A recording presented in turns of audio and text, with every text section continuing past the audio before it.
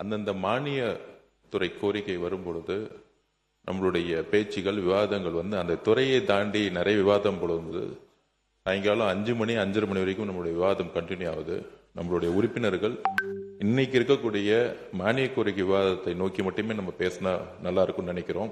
நம்ம மூத்த உறுப்பினர் சொன்னாரு, அவர் கட்டின அந்த பாலம் நம்மளுடைய நிதியமைச்சர் சொன்னாரு அதுல என்ன சிக்கல்கள் பிரச்சனைகள்னு. நான் நேத்தே அதை சொல்லிட்டேன். இந்த அவையில ஆதாரத்துடன் இருந்தாதான் சமைக்கணும்னு 5 வருஷமா கிட்டத்தட்ட ஒரு 1 லட்சம் கோடி ரூபாய்க்கு நெடுஞ்சாலைத்துறையும் பொதுப்பணித்துறையும் சேர்ந்து ஒரு பட்ஜெட்டை அவர் தாக்கல் செய்து பணிகள் செய்திருக்காரு.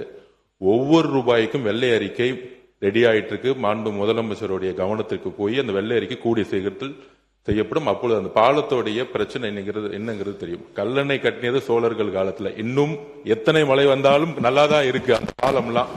நம்ம காலத்துல கட்டுற பாலம் தான் 3 மாசத்துல அழிஞ்சு போகுது. அதுக்கு வெள்ளை அறிக்கையில பதில் வருங்கிறத நான் பதிவு பண்ணி மானிய கோரிக்கை விவாதத்துக்கு நம்ம போகணுங்கிறது என்னோட தாழ்வான வேண்டுகோள். மாண்புமிகு ரெட்டியார்பட்டி